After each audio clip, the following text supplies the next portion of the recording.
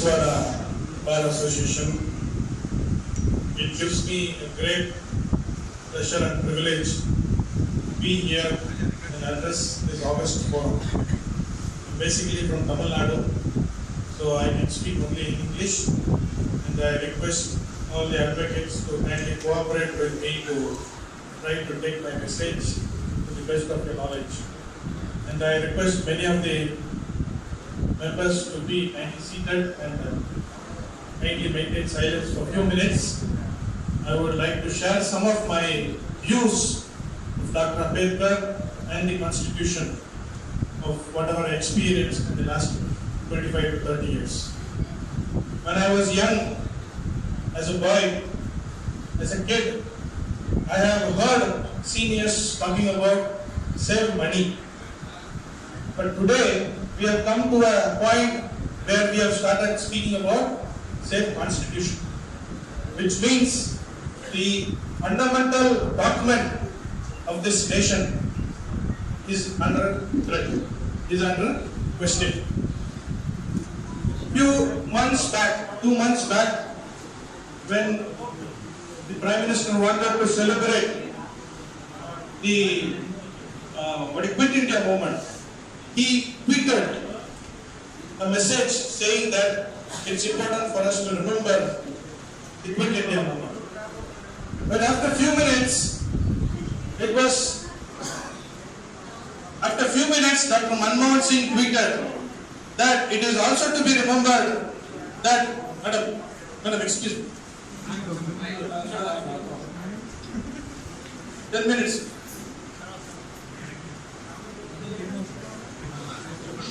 Immediately, Dr. Manmohan Singh tweeted that it's to be remembered that BJP and the present government and the people who are backing the present government don't have any connection with the freedom struggle.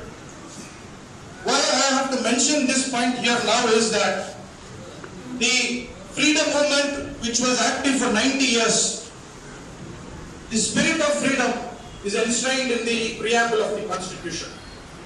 There was a lot of difference of opinion between Dr. Ambedkar and Gandhiji, Mahatma Gandhiji. Right from 1920s, 25 to 26, there has been constant exchange of views on religion, on democracy, on caste, on Varna system between Gandhi and Ambedkar. And though there was difference of opinion, there was always a dialogue between these two leaders, and that really set a great forum for the oppressor and the oppressed to have a dialogue. One of the greatest contributions of Gandhi is the culture of having a dialogue, which is very much suppressed today, which is enshrined in the Constitution as freedom of speech. Though there was difference of opinion between Ambedkar and Gandhi, they continued their dialogue for more than 25 years. And that finally came as a document, which is the Constitution. And today, it is very important for us to think about the Constitution, particularly the essence of the Constitution, which is enshrined in the preamble. The spirit of independence, which is very clearly enshrined in the preamble.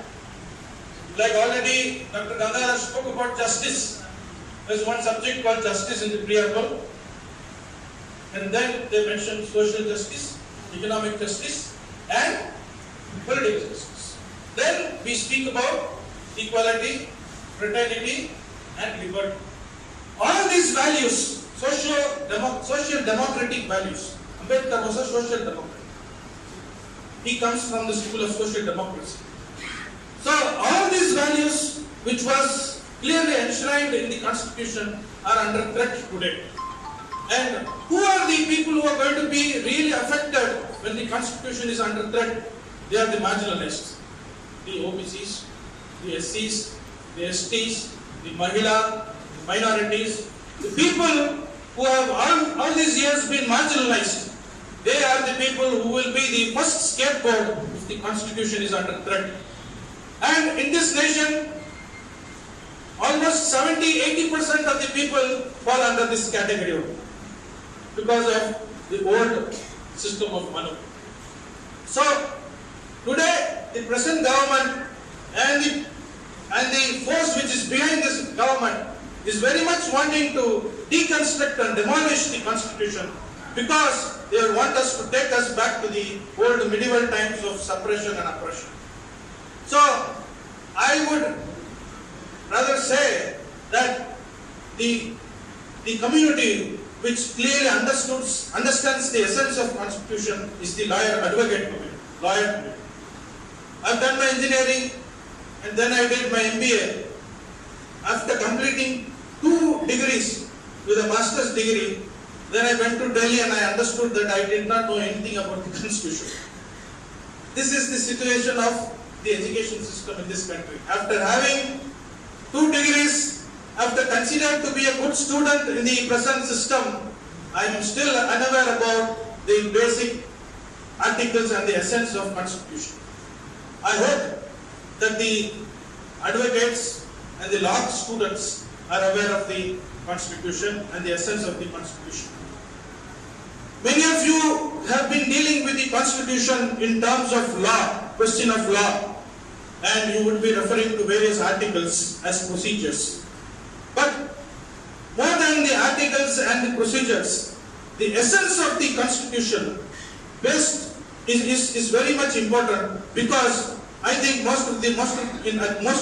many times the judges go back to the essence of the constitution if it becomes too complicated. So if you want to understand the essence of the constitution, it is one man who will be able to give you a clear view, and that is Dr. Ambedkar. That is why many of the scholars at that point of time who wanted to frame the constitution advised the Congress party that there is nobody better than Dr. Ambedkar who understands each and every aspect of this nation, and he should be the best person. He is the best person to head the drafting committee. If not for Dr. Ambedkar, the whole essence of constitution would have been completely different. And I am quite sure what we have seen in this last 60 years under the leadership of Nehruji, after 1947, after the constitution came into action, it was Nehruji who made sure that the essence of the constitution was converted into tangible democratic institutions, like the parliament, like the election commission, like the finance commission, like the RBI, and so many other democratic institutions. And once I was working in a foreign country, Bahrain, and my roommate was a Pakistani. We used to discuss about politics and a little bit of history. Once, with a very painful heart, that Pakistani told me that you were lucky that your first Prime Minister was there for more than 14 years. Why in that 14 years, Nehruji could establish the idea of democracy in each and every citizen based on the constitution. And whereas in Pakistan, immediately after their independence, Jinnah passed away, and after that, we will all know that the democracy has been not stable over there in Pakistan. So today, after 60 years, still we believe in elections, irrespective of so many problems in the system. So today, whenever we speak about Dr. Ambedkar, I would first think about the lawyers, the advocates. Why? Because you are the people who are very much in connection with the constitution constantly. And you are the one who knows how to uphold the principles of the constitution, and you are the one who will know how to demolish the constitution. So, I request each one of the member of the Bar Association to first of all make sure that you are the privileged class of people who understands the basic essence and the basic aspects of the constitution. I am illiterate when it comes to the operational side of the constitution.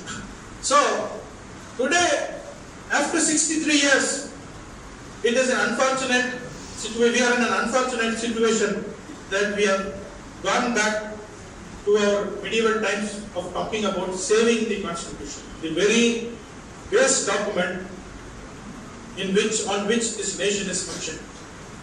So, I would, whenever in my last 10 years of my field experience, I have come out with a concept. We have the Constitution and the constitutional framework, that is at one level. Then we have the members of the Parliament, members of the Legislative Assembly, who form the lawmakers level. Then we have the third level, which is bureaucracy and the executive part of the government. And then we have the final level, which is the activist level. Some of my friends over here introduced to a couple of advocates who are very active civil rights activists. Some of the most powerful activists in this nation are basically lawyers. Correct? And so all four levels are very important.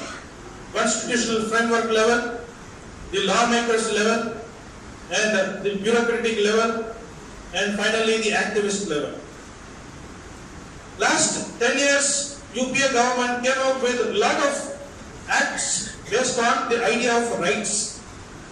During the UPA government, during the leadership of Sonia Ji and Dr. Manmohan Singh, the nation saw a new twist to its welfare aspect based on the rights. Before that, we had a concept of beneficiaries aspect. But after that, people started speaking in terms of rights. Why? Because the UPA government came with Right to Information Act, Right to Education Act, Right to Food, Right to Labor, which is otherwise called as MGNRE. So, the UPA government opened up a new chapter which is based on the social democratic principles and the values, which is the rights-based approach towards development. Every citizen is considered to have certain rights, certain resources of this nation. That is a new approach which emerged in the last 10 years of UPA government. So, we have traveled a lot from a rigid caste-based system, from a rigid zamindari system, from a rigid feudal system, and we have been consistently moving towards the right-based system. And this 60 years has drastically seen a lot of change amongst the mindset. Indira Ji was an iron lady who really crushed the zamindari system, who really crushed the landowning communities. Huge landowning communities have been removed of their rights towards major portion of the lands. These were some historic legislations, historic acts which brought a great change in this country. And today the younger generation is not aware about these historical facts. Today the younger generation is not aware about the contributions of Dr. Ambedkar. Today the younger generation is not aware about the connection between Gandhi, Nehru and Ambedkar. Because this trio, Gandhi, Nehru and Ambedkar, were the one who brought in this nation into the global perspective. And another important fact which I always envy is that there were a bunch of 10 to 20 barristers from the 1920s. They decided the future of this nation.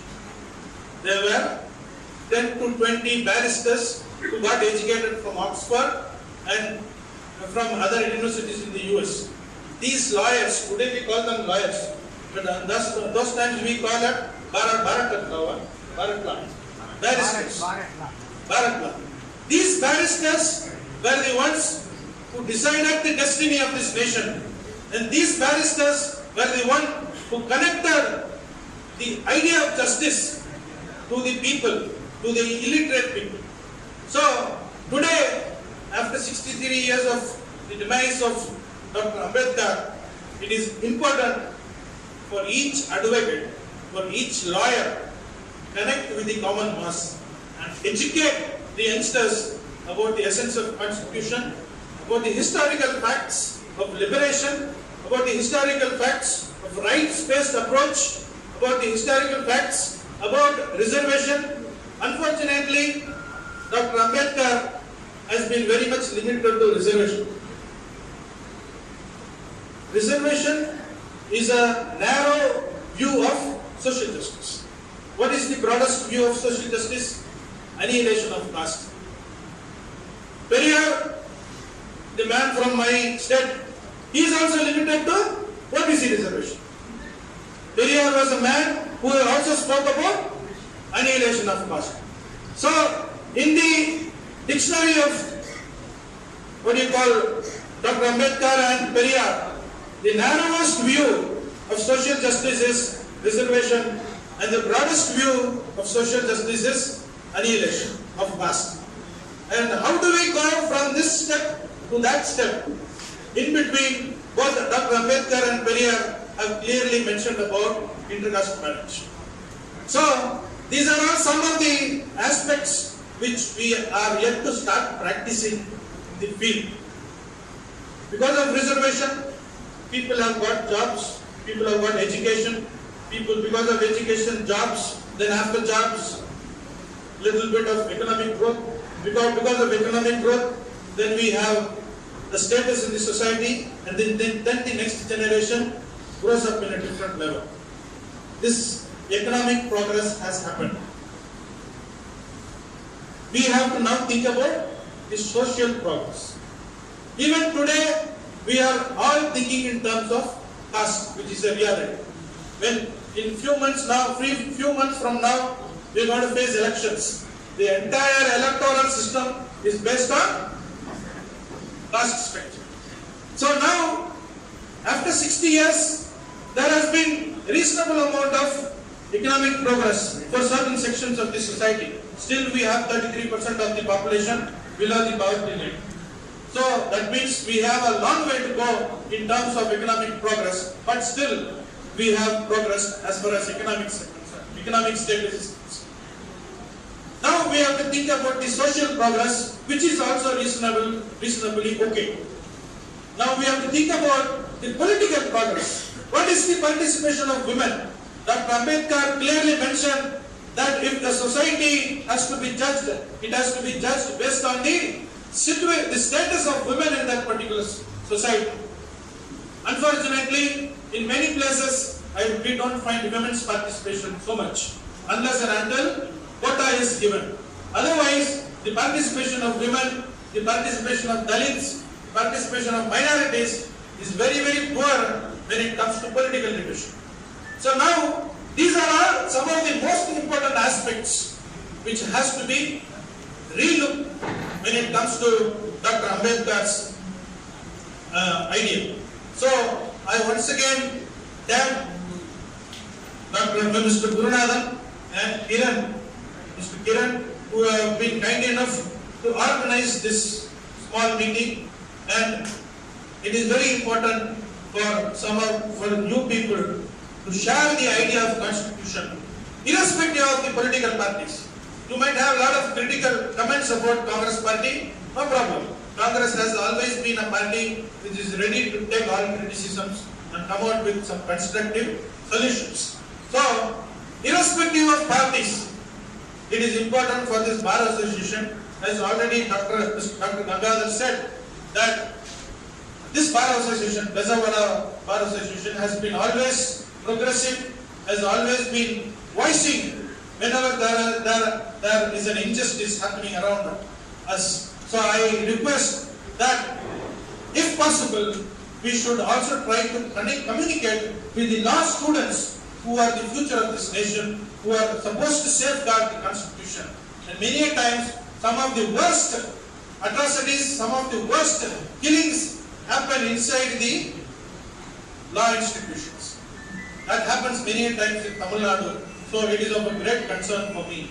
So I request the Bar Association President and the General Secretary kindly consider my suggestion that we have to take this spirit of independence, take this idea of Constitution to the students, so that they get impressed and inspired by Dr. Ambedkar and the various other leaders, and they start thinking in terms of justice, not in terms of caste, community, and various other aspects.